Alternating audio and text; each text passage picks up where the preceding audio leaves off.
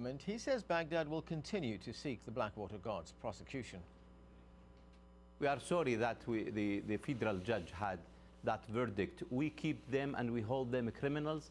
As per our investigation here in Baghdad, the Blackwater personnel, those 5 people, they had used excessive force and they didn't follow the rule of engagement, and they had killed innocent Iraqi on 16th of September 2007.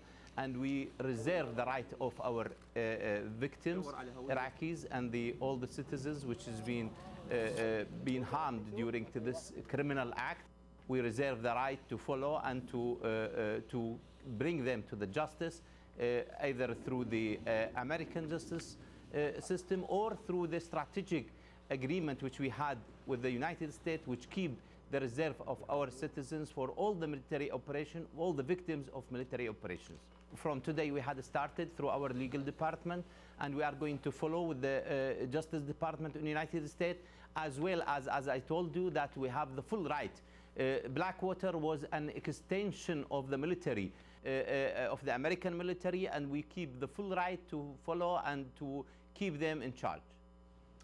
Joining me now is David Isenberg, the author of Shadow Force, Private Security Contractors in Iraq. Thanks for joining us. Thanks for having me. The judge has thrown out this case. Charges have been withdrawn. Is there any likelihood that they could be brought again?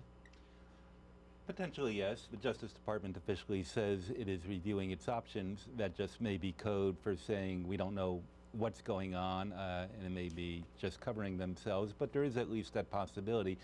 That said, it is dismaying to see that they were so inept in their approach to this. It's important to remember that it was not that long after the shootings back in 2007 when it first came to public notice that the Justice Department in its investigation was granting the immunity that the judge now says was tainted. If it was, if it's a problem now, there should have been someone at the Justice Department smart enough back then to see that this would come back to hurt them later on. The fact that they let it go all this time doesn't say much about the competence of the Justice Department. Now, you've written a piece in the website Huffington Post in which you say this is good news for Blackwater. That's the company involved. Of course, it's good news for them because their staff will not be facing charges now. But you also say that it's bad news for the industry. Why is that? Well, let's look back at this incident. I mean, this is one of the iconic incidents of the war in its own way. It's had the same effects as the revelations of torture and abuse at Abu Ghraib.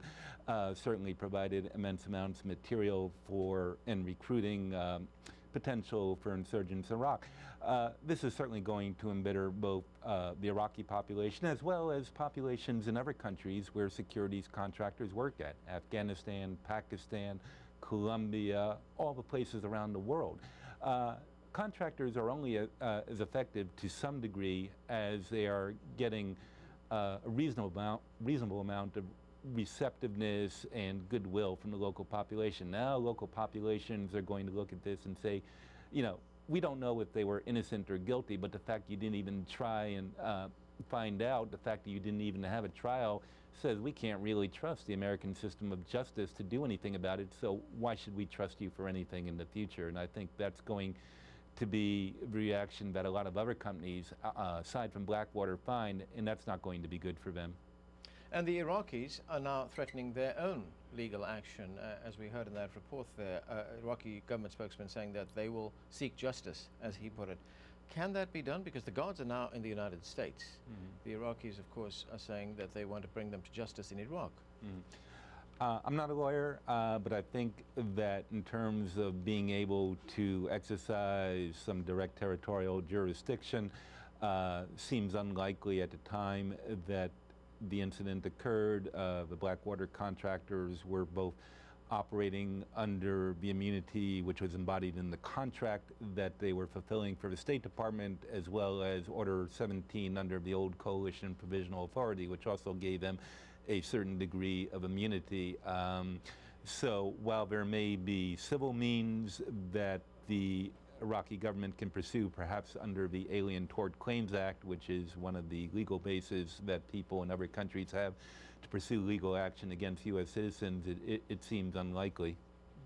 Blackwater, as a security company, did enjoy some extraordinary protection, especially under the previous administration, the Bush administration, because as you write in your piece here, at one stage they were told by administration officials that they need not cooperate in congressional investigations into what's going on. It was not so much that they shouldn't cooperate, it's that they should basically shut up and let the government do all their talking for them.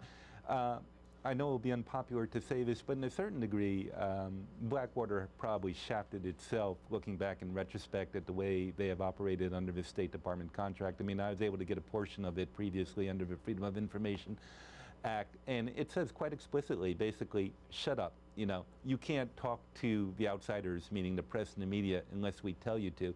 So that means whenever a reporter wants to go and try and find out, they have to go either to the government or to a trade association. Blackwater used to be a member, for example, of the International Peace Operations Association until shortly after this incident occurred, when they withdraw. So, I mean, that means they have no way to speak up for themselves. They have no way to bring, you know, their internal documents, which might conceivably buttress their case, to public attention, you know, and the State Department is, in fact, I think, quite happy to that, you know, because they get the best of both worlds. They can blame Blackwater, and at the same time, they can tell them to shut up, you can't defend yourselves. David Isenberg, thank you. Thanks for joining us. Thank you. And we are going to take a short break right now, but still to come on Al Jazeera, the price of an education. Children in Pakistan's Swat Valley struggle to learn amid conflict.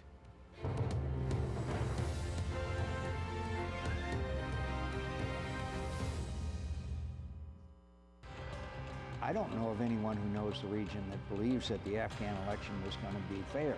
Candid interviews. Still so far to go.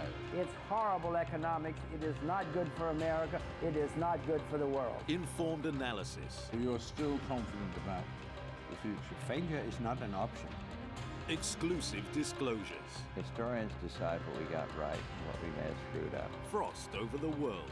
At this time on Al Jazeera. We are the only nation on earth that leaves millions